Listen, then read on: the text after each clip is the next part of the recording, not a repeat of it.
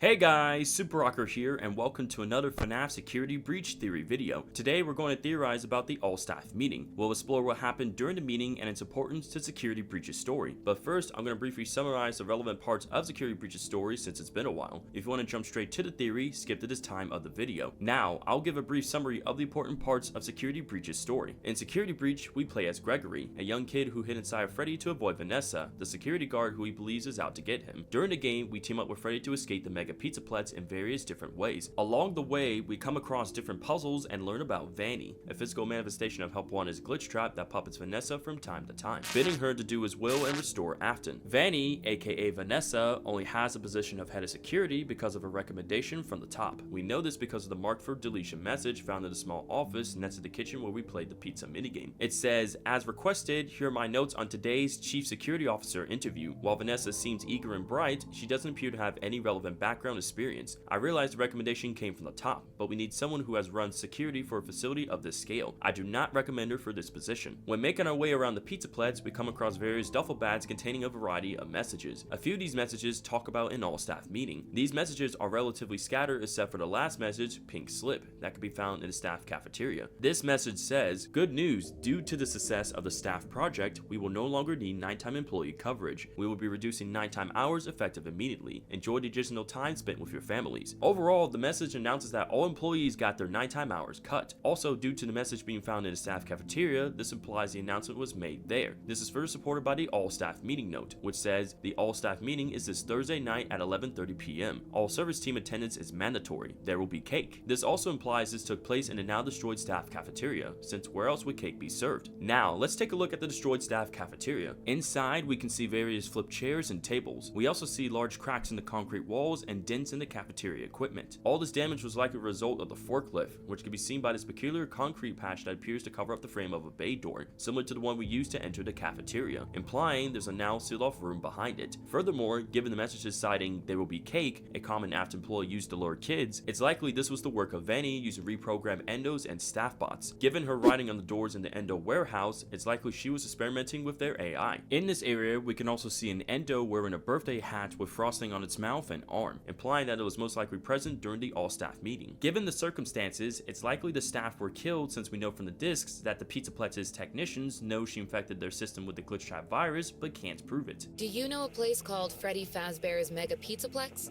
I'll take your silence as a yes. And besides, I know you know it, because the technicians who work for Pizzaplex know you. Or rather, I guess it would be better to say that they think they do.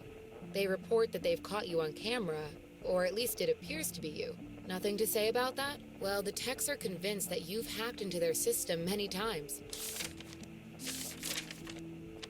Although, I'll admit I don't see any proof here. Seems like they have more of a gut feeling than fact, but apparently the hacks are causing all kinds of problems. You get a kick out of that? The idea of techs running around like chickens with their heads cut off?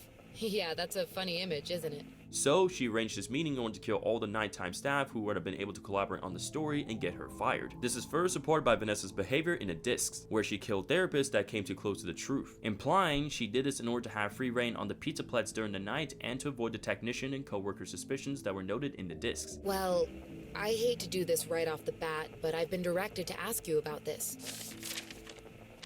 Apparently, I'm the fourth therapist you've had. And apparently all three of your former therapists have gone missing. Or two of them are missing. I don't want to scare you, but I have to tell you that one of them was found dead. That doesn't seem to upset you. Well, then I guess I'll go ahead and tell you that the woman's body was pretty messed up. It looked like it was mangled by machinery. That doesn't bother you either? It's all pretty strange, I think. I'm not clear on the circumstances. Apparently the police don't have any evidence. How does all of this make you feel? Maybe I should be watching my back. Yeah, that's funny, isn't it? Okay, shall we move on to something lighter?